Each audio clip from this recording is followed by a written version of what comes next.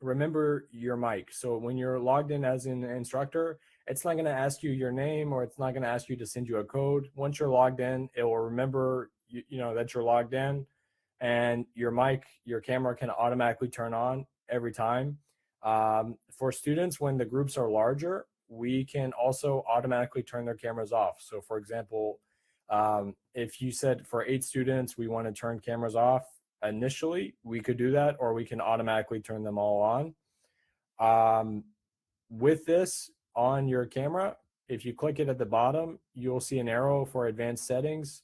We have virtual backgrounds. So if we want not to show our room, we can add different settings for the camera.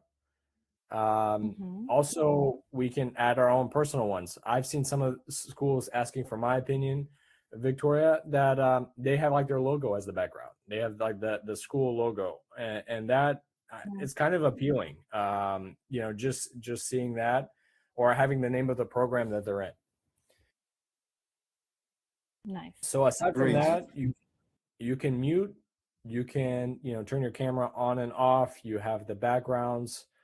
Right now I'm the presenter as I created the link, so I have the ability to close the meeting, to leave the meeting. If we leave the meeting, that means we can rejoin.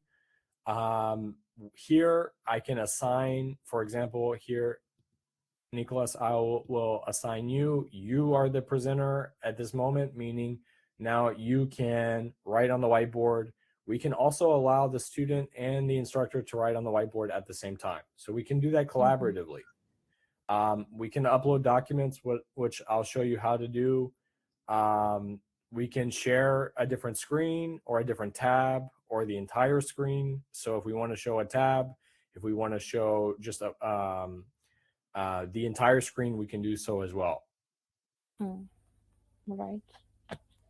Great. Shared notes are interesting, I think, because we can take down notes while our students are speaking.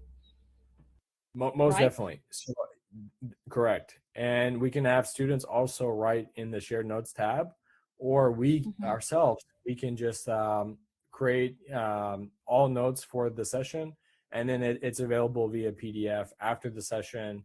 They can download it. Same with our slides. So for example, if we're showing a PowerPoint, they can take screenshots, they can download them locally to their computer. Any notes that they're writing, they can automatically download that, or the entire presentation. We have a public chat. We have a private chat as well. So if we need to message students privately, one-on-one, we can do so. As you see, you have your logo in the top left corner, so it's branded. It feels that it's truly your workspace. And then with our instructors, we can, or our students, we can mute them. We can kick them out of the meeting if we have to. So if we need to remove them from a meeting, we can do that as well.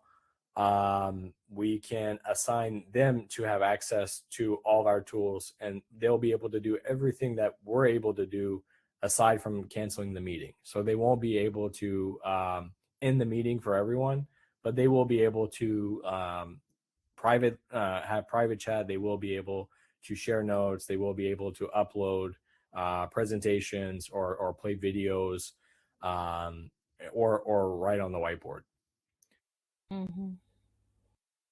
So a couple. Go ahead. No, I was asking about sharing screen and sharing, I don't know, material we are working with in the moment and that. So here, I'm going to make you the presenter now, Victoria. And at the very bottom, far right, you're going to see a screen with a line across it. It's gray. If you click that, you'll see where you can share your screen. It's like a monitor. It's at the very bottom. You should have 4 tabs. Yeah. The mic. Share screen. Yeah. And I can share anything I want here. All right. It's just like Google Meets. Okay. Yeah. That's it. You can also share audio. Okay. Good. You can play video as well. So if you want to send a YouTube link, for example, Sorry, Victoria, I'm listening to you twice with an echo. I don't know what Do you now. What still- about now? I It's guess okay. it's solved. That's great. Thank you. Okay, I had Google Meet opened. Sorry. Okay. All right.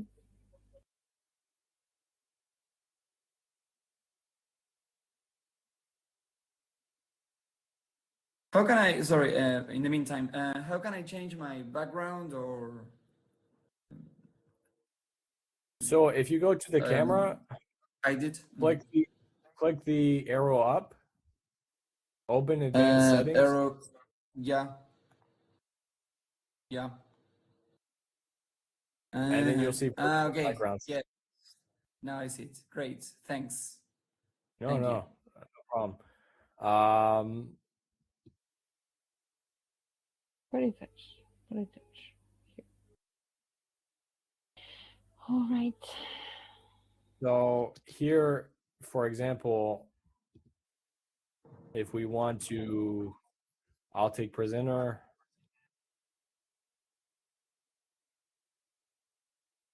Share an external video. It's the plus sign. And then if I do that, I can add a URL, share a new video, and then it's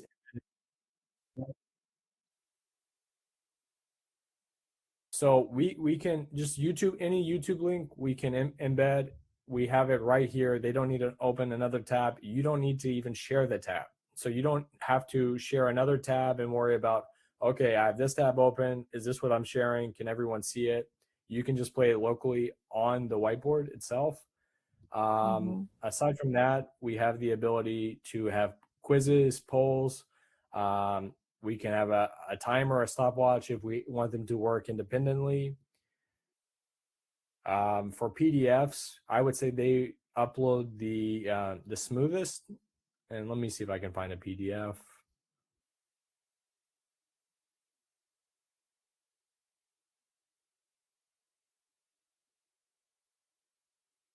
Where do you go to share and upload those things? Let me.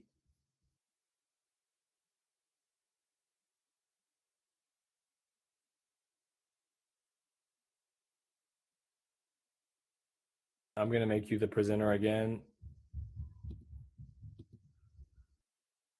So you should see the plus sign at the bottom. Yeah.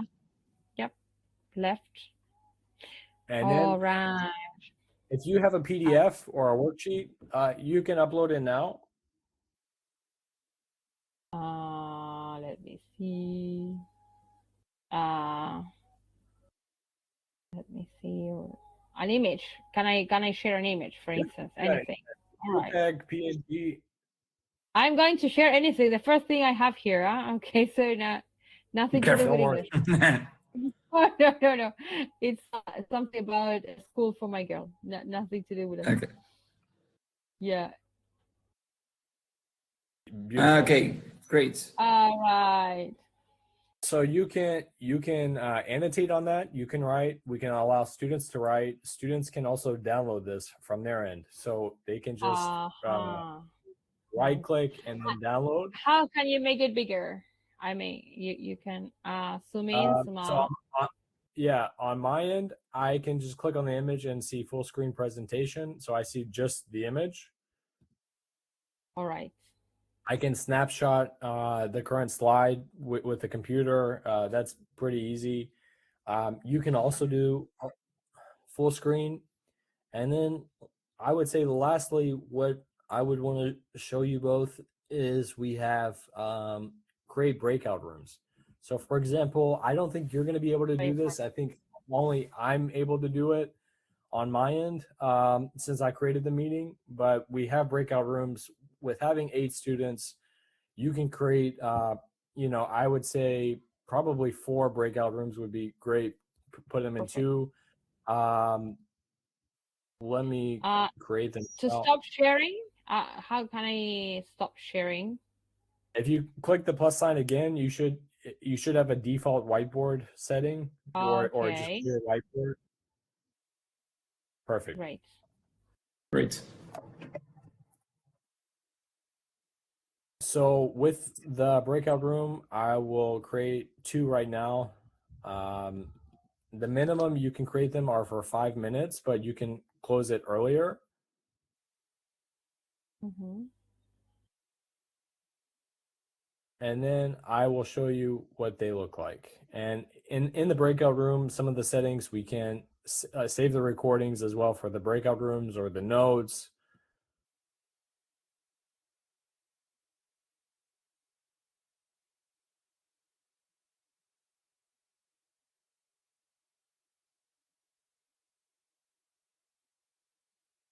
Okay, so we have 2 rooms. Nicholas is in group 1. We don't have anyone joined in group.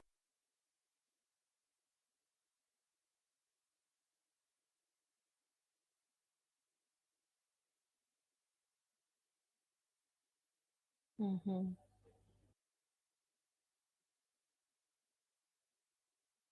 You can leave breakout rooms and I can join his room as well. So that's and that's how it works. And let me.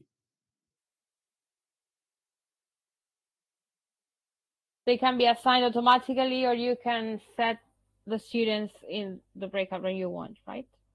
Exactly. So we can in the breakout rooms. The minimum that we can set them for are 5 minutes, but that was a minute. You can manually in them as well. We can join. We can go back and forth between breakout rooms. We can keep the recordings. Yeah, we have a lot of options there. Yeah. Okay, I would say in a nutshell for the whiteboard, this is it. If there's any questions or if there's anything particular you want to try, please let me know. I can't see where the breakout rooms would appear on my left side, right? Yeah, so do you see users and the gear icon? Yeah. So if you click the gear icon, you'll have a feature. Create breakout rooms. Great. Yeah. Great. All right, great. All right, perfect. Oh, this is very nice. Any questions so far? Is there any specific scenario you would want to see for teaching or? Nico? I mean, it's a lot to digest, to assimilate. Yeah. I need to sit down Explore. and explore and take If my you want chances and to, click buttons and yeah, give to it a create try. like a Victoria, like a WhatsApp group, feel free to add me. And if there's questions, if there's like, don't feel that you have to forward them back and forth. Happy to just answer them in real time. We do that with a lot of our schools. We don't want it to be stressful or overwhelming. We know there's a lot of features that it's rich, but what we're trying to do is just like when you're in the swing of things, save. And what we're seeing so far is about 15 or 20 hours a month. Excellent. Well, what I would like to do first is to see the next steps to add our students. Sure. As I told you, I would like me to set the timetable, not them to assign their date. I for example, with one-to-one, I sent you exactly the days they attend, and I would like to organize that.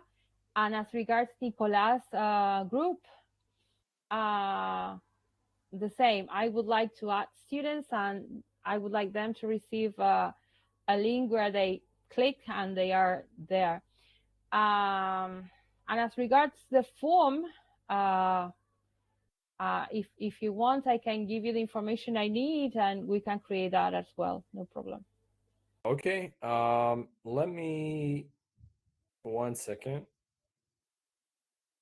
So we would like to start trying and testing everything next week, maybe.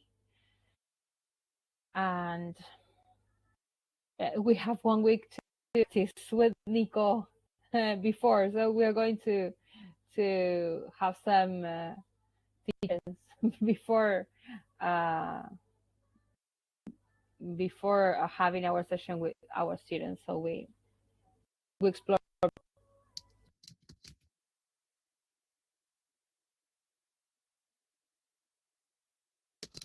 Ali told me that she created another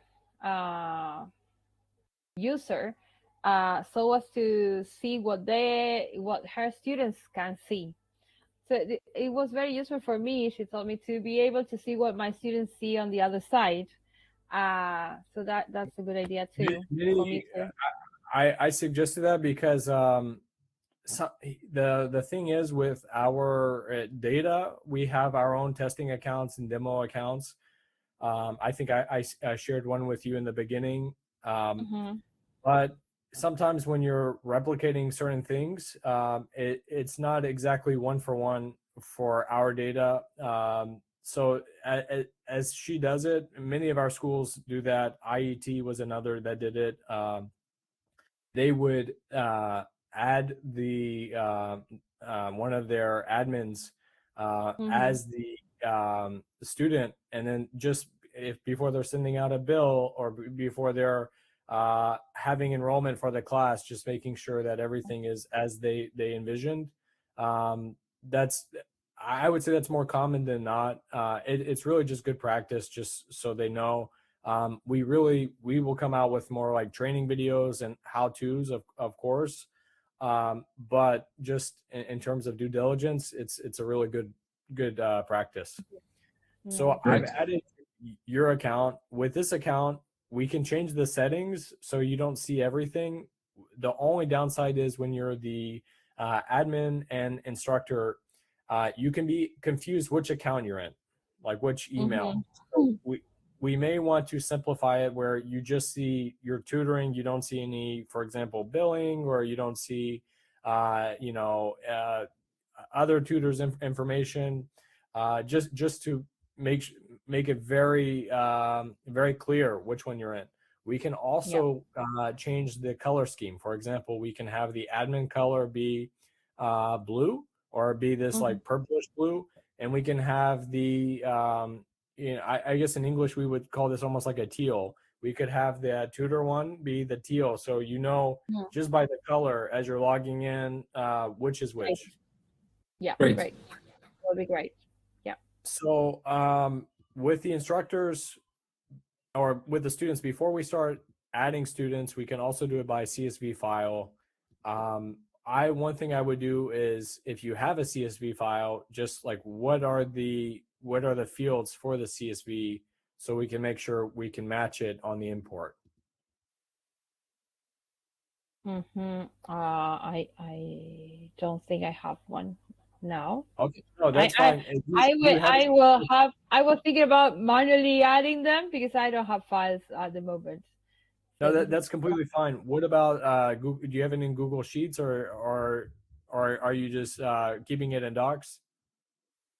Yeah, Google Docs probably. Yeah, but not. No, that's fine. No.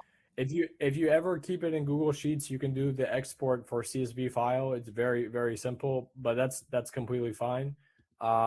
Manually, if you want to do a test email first, you're welcome to, or if you have a student you have in mind now, we can add them.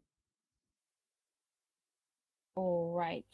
I don't have anything now. Not now. Not now. Oh, that's because fine. I don't have the email now here. So we need the email. We can do that later. Yeah. And then what we'll do is once you have that, we can add the custom fields as well to make sure everything for your student profiles matches. When we create a custom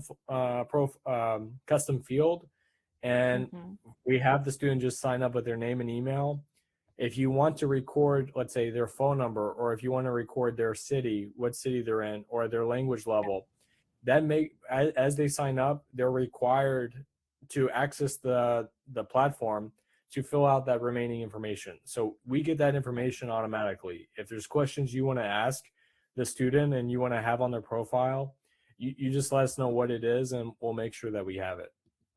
All right. So I think the best way is that I gather all the information, I send it, and we can create the classes. Yes, and so Nicholas, if you have any questions, again, feel free for a group.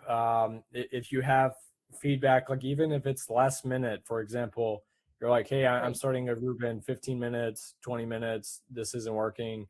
Like that's the kind of stuff we want to know. We do integrate with Zoom and Google Meets, you know, so for last minute, if something needs to be done, you also, for example, if something isn't working, you always have the ability to create like a new link. So you could create a link here and just say, you know, emergency session. Required registration means they have to log in. Without it, that means anyone can log in. It's really not a big deal if everyone can log in, because in our experience, many people log in on different devices. They forget their password. So if they're logging in on a new device, they don't remember, they're going to be freaking out. Usually these links are private, so it's not like people are going to be sharing them everywhere anyway. And if you want to keep the registration, completely fine as well. They don't need to remember a password, as you did, Nico. All they need to do is put a code, request a code. It goes straight to their email.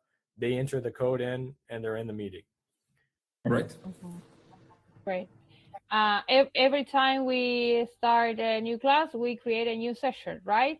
Or that no, it's automatically created. Yeah, like when we programmed it, it's all those links. They're sent to you via email. They're sent to the instructor via email, the student via email. They're automatically created. And then what we're going to be doing with our workflows, once we connect your WhatsApp, we can even send it to their WhatsApp. So for example, once we have the link that doesn't change for these recurring classes, we can send it to their WhatsApp. So they're not looking in their calendar. They're not looking, you know, for the past meeting, or they're not even having to log into the portal to look for it. Yeah. The only thing I would say regarding that, I really would push, we see this with all schools. Some students want to join with their phone. It's not impossible. You can join with your phone. You can talk on your phone. You can have video with your phone. It's hard to write on the whiteboard with a phone. And that's whether it's Zoom, Google Meet, or our platform. The screens are smaller. It's hard for them to like keep track of activities. We've seen this with dozens of schools where students really want to push phones. It's always your choice. They can, of course, join with their phone, but it's a better experience when they're joining with at least a laptop or a tablet. Yeah, excellent. Okay, I won't keep you long, but it was a pleasure connecting. Same here. Thank you very much.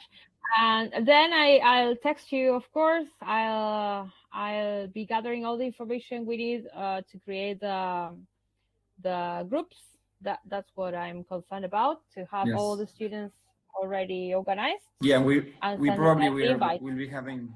Sorry, we'll be having. Yeah. No. It's the same with as we've seen with Ali. Just it's an open communication. Don't feel reluctant at all. Well, thank you very much for your time.